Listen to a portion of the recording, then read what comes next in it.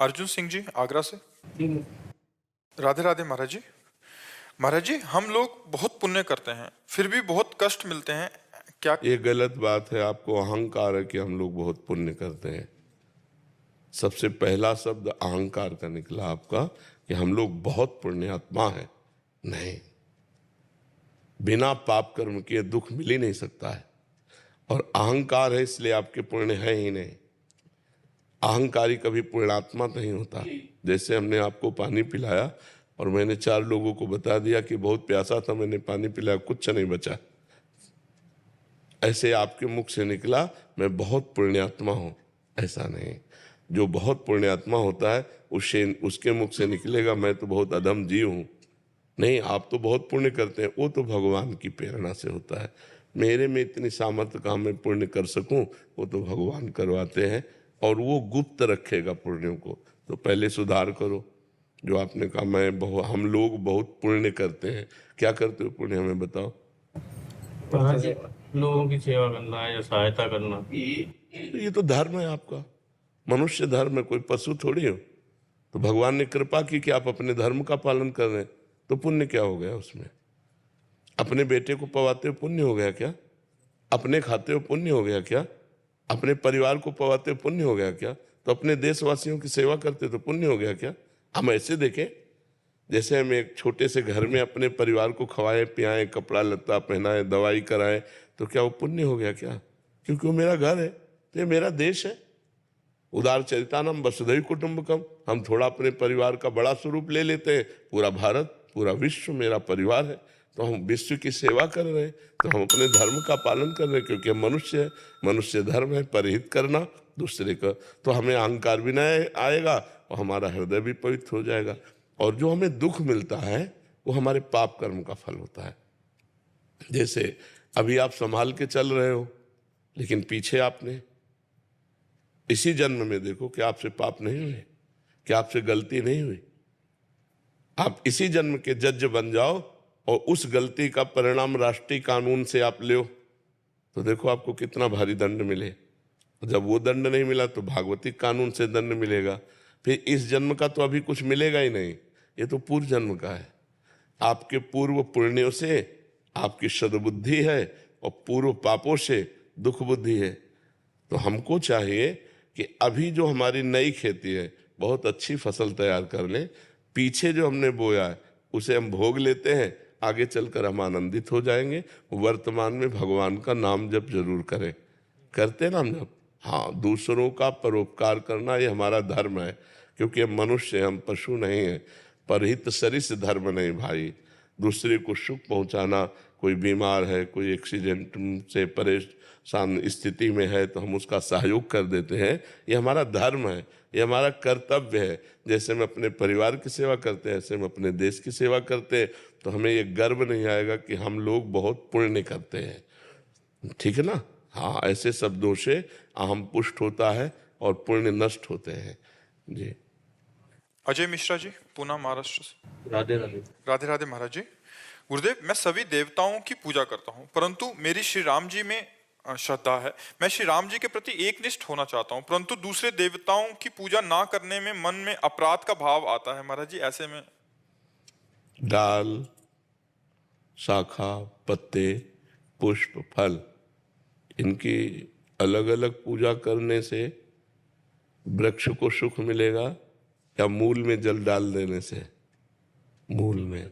तो ऊर्ध्व मूल मधा शाखा मश्रुत्थम प्राहुरभ्यम, भगवान ने गीता में 15वें अध्याय में कहा मैं सबका मूल हूँ। भगवान से ही सब है। जा पर कृपा राम की हुई, ता पर कृपा करे सब कोई।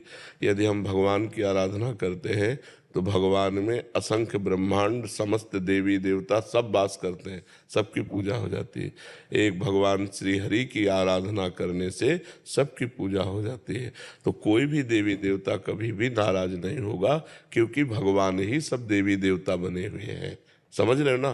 तो यदि भगवान श्री राम के चरणों की अनन्य भाव से आराधना करते हो तो समस्त देवी देवताओं की आराधना अपने आप हो जाती है। लेकिन किसी देवी देवता की आराधना से संपूर्ण आराधना नहीं होगी। क्योंकि आप उसे एक नामधारी देवता केवल समझ रहे हैं। अगर उसमें भगवान भाव कर लो, जैसे गोस्वामी जी कह रहे हैं, जड़ चेतन जग जीव जत सकल राम मैं जाने। अब किसी की भी आराधना करो, भगवान श्री राम की आराधना हो रही, वो संपूर्ण आराधना है। भगवान की आराधना संपूर्ण आराधना है। भगवत भाव के द्वारा यदि कुत्ते की भी आराधना कर ली जाए तो भगवान की प्राप्ति हो जाएगी, लेकिन भाव भगवान का होना चाहिए कि इसके अंदर भी भगवान विराजमान है। तो जैसे गीता जी में भगवान ने कहा कि देवता की आराधना करने वाले देवताओं को प्राप्त होते हैं, पितरों की आराधना करने वाले पितरों को प्राप्त होते हैं, भूतों की आराधना करने वाले भूतों को प्राप्त होते हैं, और मेरी आराधना करने वाले मेरे को प्राप्त होते हैं। तो फिर सब में भगवान है, तो उनकी आराधना से भगवान को क्यों नहीं प्राप्त हुए? क्योंकि उन्होंने भगवत भाव नहीं किया। पितरों में पितर भाव किया, देवी देवताओं में देवताओं का भाव किया। तो हमें चाहिए कि हम, जैसे गोस्वामी तुलसीदास जी ने सबकी वंदना की है विनय पत्रिका में, लेकिन सबसे यही मांगा कि सिया राम के चरणों में प्रेम हो। अगर हम किसी देवी देवता की आराधना करें भी तो हम उन्हें भगवान के भाव से देखें कि भगवान इस देवी के रूप में, इस देवता के रूप में है, और उनसे वरदान यही मांगे कि हमारे इष्ट में हमें प्रीति प्राप्त हो। जिनको हमने इष्ट माना, राम श्याम शिव जो भी, उनमें हमारी प्रीति प्राप्त हो, कोई अपराध नहीं है। देवता स्वार्थी थोड़ी है। भगवान श्री राम की पूजा करने से समस्त ब्रह्मांडों की पूजा हो गई, क्योंकि भगवान ही सब रूपों में विराजमान है। जी। सुदेश जी दिल्ली से। श्री हरिवंश। श्री हरिवंश महाराज जी, कर्म और भक्ति के बीच संतुलन कैसे बनाए? कर्म ही भक्ति है। जो कर्म भगवान के लिए किया जाता है वो भक्ति है, और जो कर्म भगवान से विमुख करने वाला होता है वही बंधन का कारक है। जैसे अपने पति से प्यार करना धर्म है, लेकिन पर पुरुषों की तरफ दृष्टि रखना अधर्म है। अपनी पत्नी से प्यार करना धर्म है, लेकिन पराई स्त्रियों की तरफ गंदी दृष्टि रखना अधर्म है। अपनी कमाई का धन धर्म है, दूसरे की कमाई का हड़पना अधर्म है। ऐसे हम जब देखते हैं तो जो कर्म धर्म युक्त है, जो कर्म भगवान की आज्ञा से किया जाता है वो भक्ति युक्त है, और जो कर्म भगवान से विमुख है, अधर्म है, वो भक्ति विमुख है। भक्ति युक्त और भक्ति विमुख, तो भक्ति विमुख कर्मों का त्याग कर दें और भक्ति युक्त कर्मों को करें। आपका क्या आंतरिक भाव है इस प्रश्न का? महाराज जी, यही है कि कर्म जैसे हम करते हैं तो उसी को हम भक्ति माने, या मतलब? हाँ, वही कर्म भक्ति बन जाए। जैसे आप रसोई बना रहे हो, अपने लिए बना रहे हो तो केवल कर्म है, और भगवान के लिए बना रहे हो तो भक्ति हो गया। सुंदर भोग बनाया, भगवान को अर्पित किया, पा लिया, ये भक्ति हो गई। भगवान को अर्पित किया हुआ प्रसाद और संपूर्ण रसोई सेवा, ये भक्ति बन गई। झाड़ू लगा रहे अपने घर में या भगवान के घर में? भगवान के घर में तो भक्ति हो गई, अपने घर में तो कर्म बन गया। पोछा लगा लिया, पति परिवार की सेवा कर रहे, ये भगवान के नाथ सकल संपदा तुम्हारी, मैं सेवक समेत सुत नारी, बढ़िया भक्ति हो गई। भक्ति का कोई अलग ढंग नहीं है। जो कुछ आप कर रहे हो वो भगवान को अर्पित कर दो, और भगवान का नाम जब चल रहा है वही भक्ति हो गया। और भगवान से विमुख होकर बड़े से बड़ा कर्म हो, अहंकार की पुष्टता, वही कर्म बनकर तुम्हारे बंधन का कारण होगा। जब भक्ति युक्त कर्म नहीं होता तो दो प्रकार के कर्म होते हैं, एक पाप कर्म होता है, एक पुण्य कर्म होता है, एक शुभ कर्म होता है, एक अशुभ कर्म होता है। दोनों बांधने वाले होते हैं। मुक्त करने वाला भक्ति कर्म है। तो हम हर कार्य भगवान को अर्पित करें, हर कार्य भगवान के लिए करें। जैसे हमारा शौच स्नान भी भक्ति हो जाता है। अब हम जल्दी से शौच जा रहे हैं, स्नान करके इसके बाद भगवान को मंगला करनी है, नाम जप करना है, भगवान के लिए रसोई बनानी, भगवान के लिए तो हमारा शौच स्नान भी भजन बन गया, क्योंकि हम भगवान के निमित्त कर रहे हैं। और अपने मनोरंजन के लिए नहाना और श्रृंगार करना वो कर्म बन गया, और वो भक्ति कर्म बन गया। तो समझ पा रहे हैं आप जी? अंतिमा पटेल जी, मध्य प्रदेश से। महाराज जी, आपके चरणों में कोटि कोटि प्रणाम। गुरुदेव भगवान, भाव कुभाव अनक आलस हूँ को मानकर नाम जप एवं इष्ट पूजन कर रही हूँ, किंतु मन में पुनः एक भाव आता है कि भाव बिन सुनी पुकारें, मैं कभी सुनता नहीं। तो प्रभु, यदि मैं मन में कभी भाव न बन पाए तो क्या मुझे भगवत प्राप्ति होगी? हो जाएगी, क्योंकि वस्तु शक्ति अपना प्रभाव दिखाती है, भाव की अपेक्षा नहीं रखती। जैसे अग्नि में दाहिका शक्ति है, आप भाव रखो तो जला देगी, भाव न रखो तो भी जला देगी। भूल से छू जाए तो जल जाओगे, या कोई जान के छुआ दे तो जल जाओगे, क्योंकि उसमें दाहिका शक्ति है।